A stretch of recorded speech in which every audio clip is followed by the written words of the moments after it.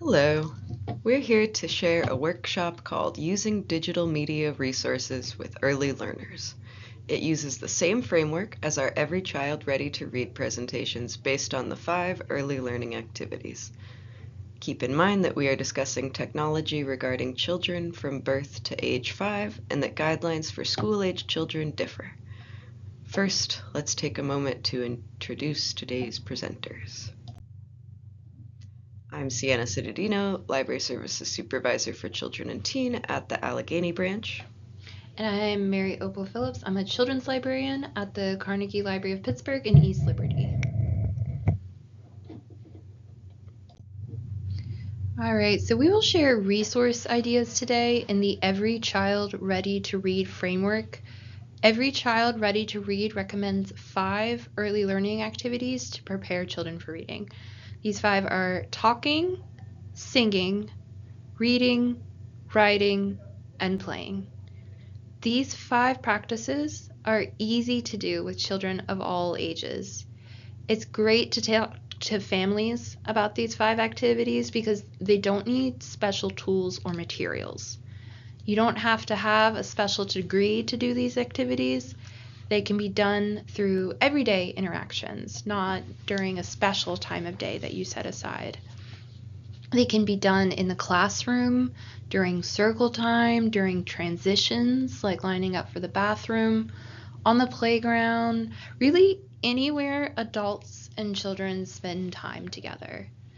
Even though this may seem simple, the research that built this framework shows it is both very important to do these activities and to encourage caregivers to do these activities as well. The E-AIMS model helps you set your sight on programming that is engaging, actively involved, meaningful, and social. When choosing content for screen time, ask yourself these questions. Is it engaging? Is there a learning goal or story as part of the screen experience? And then, is my child actively involved by thinking about and participating in the content? And then, is the content meaningful?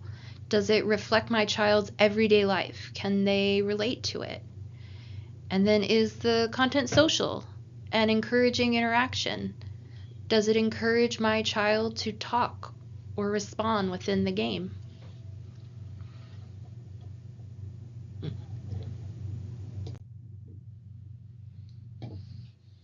All right, it's important to remember that you are a media mentor. As a media mentor, you will examine your own media use, personal as well as instructional, in the classroom to find the best means of enhancing your students' learning interactions. Sometimes technology is the best tool to increase learning, and sometimes it isn't. We also want to prepare children for the digital age by allowing access to tools they may not have in their own homes and engaging with children who have a variety of learning styles. That said, a media mentor also acknowledges that each child and each family is different. Appropriate use of technology for a child depends on their age, developmental level, needs, interests, linguistic background, and abilities. The brains of preschoolers are growing at a rapid pace, and their healthy development during this part of their lives is critical. Research shows that the amount of passive technology like TV that a young child is exposed to should be limited. As a media mentor, you should stress co-use and interactions between adult and child. NACI and Fred Rogers Institute Joint Position Statement on Technology in Early Childhood says, developmentally appropriate priorities must guide decisions about whether and when to integrate technology and interactive media into early childhood programs. This position statement is a stable resource to explore for your questions about developmentally appropriate practice and technology. Now we'll go over the key messages of the joint position statement.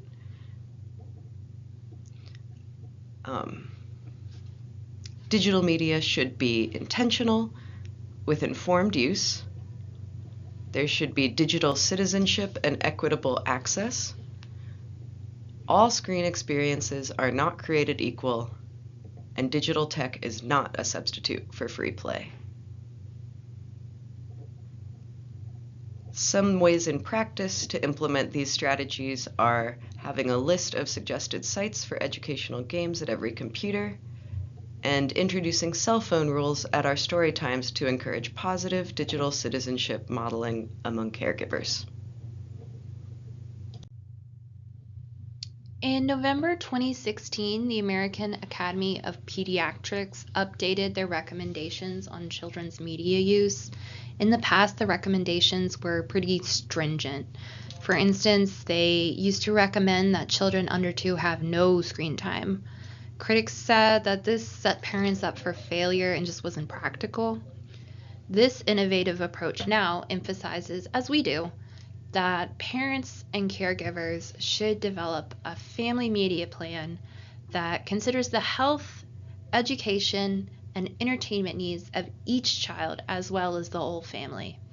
And the first set of recommendations for children that are from birth to 18 months is to avoid use of screen media altogether except video chatting. And then the next set for children ages 2 to 5, the recommendation is to limit screen use to 1 hour per day of high quality programs and to co-view media with children and apply the content to the real world. When you're co-viewing media with children, you can help them understand by just applying the content they're seeing to the world. This can be as simple as talking about animals you see in the child's neighborhood and connecting those animals to the ones featured on an app. As technology and media are introduced to children these age, you need to also ensure adequate sleep and physical activity are maintained. Technology use is just not going to be a substitute for free play. And these recommendations do not apply to children with disabilities who use assistive technology in their daily lives. As we know, every family has unique needs, so a great resource to turn to is the AAP tool. There are lots of questions in this family media plan that can help you determine your own media plan for your family. All right, so we're going to go through the 5 activities, mentioned in that Every Child Ready to Read framework. The first activity that we are going to see is talking. Talking builds vocabulary, which is an early literacy skill. Vocabulary is just knowing the names of things and the meanings of words. To try and encourage talking, you can try pairing an app or technology with a book as a way to start conversation and ask questions. And as always, you want to make those connections with real life experiences. You can see here some resources from the library, our book lists that are always available. You can find recommendations for books there, and you might want to use an app or a program like Little Pem, which is a language learning program designed specifically for children. Another early literacy activity is singing. And when you include digital media that complements the songs you sing together, you can expand language learning, especially if you choose digital resources that can share songs in multiple languages, for instance.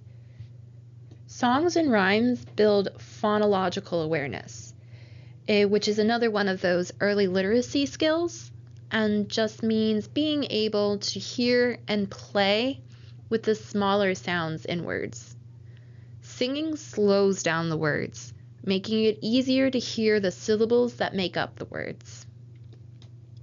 Sharing books like Rumble, Rumble Dinosaur by Katrina Charman, which is sung to the tune of Twinkle, Twinkle, Little Star, and Eric Carle's Twinkle, Twinkle, Little Star, and other popular nursery rhymes, provides a great opportunity for kids and their adults to make all kinds of sounds.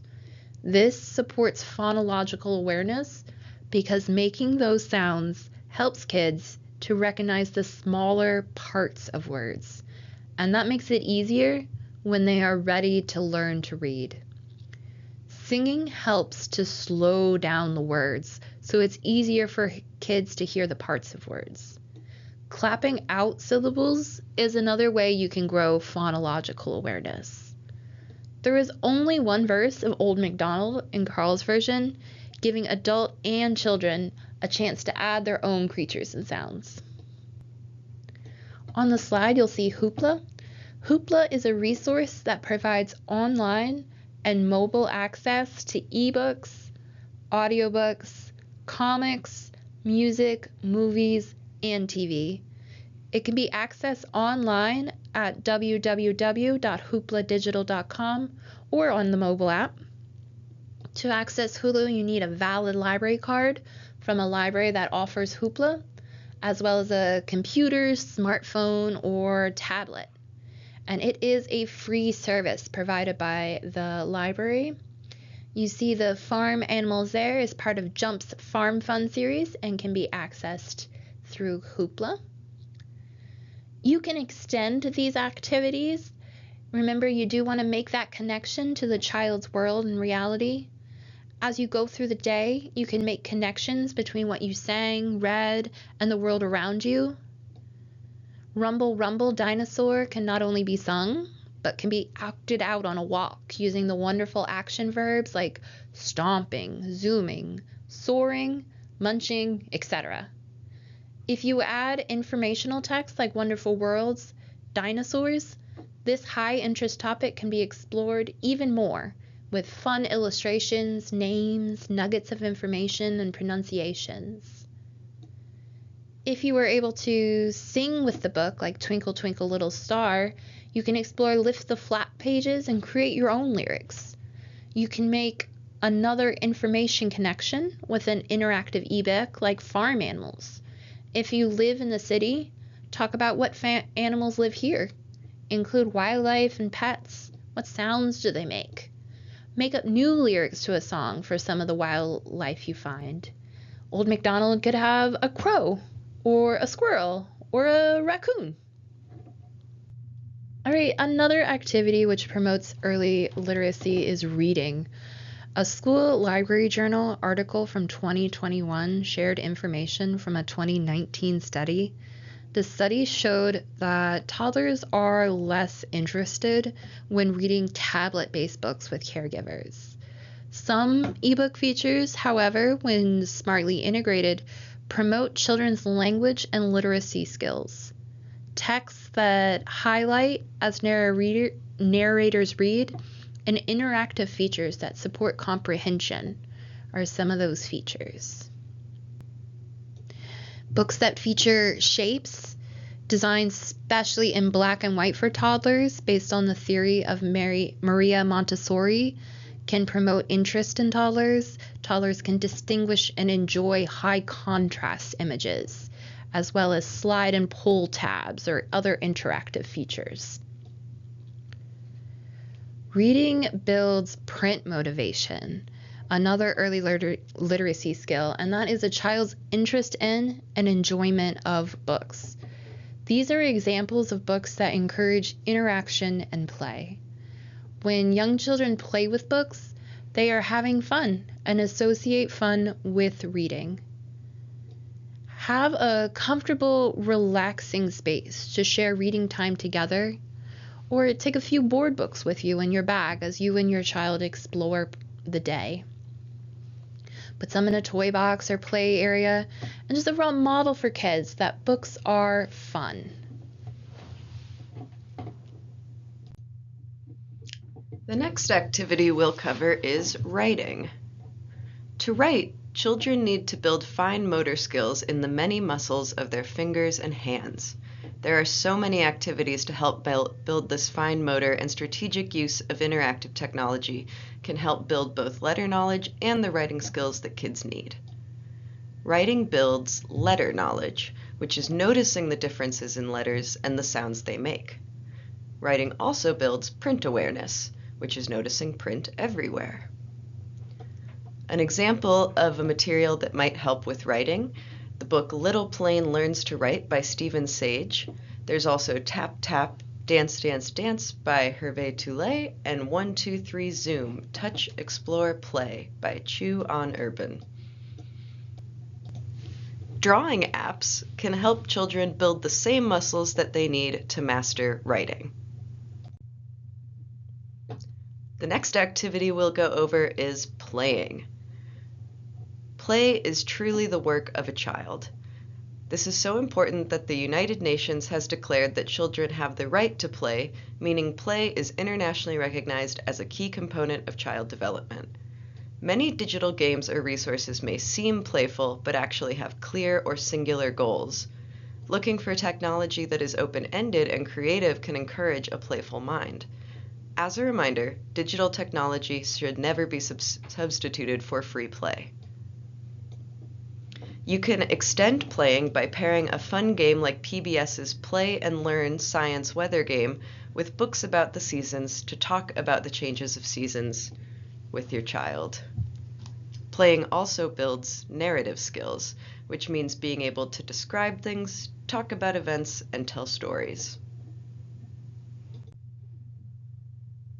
Some other digital media resources for the classroom are things like virtual field trips. You can go to the Smithsonian, you can watch the penguin webcam at the Pittsburgh Zoo and Aquarium, Cornell Bird Lab cams, and the International Space Station are all great examples of digital media resources that have clear connections to learning. And lastly, we can reflect. What did you learn today that you will use in your daily routine or work? And what questions do you still have?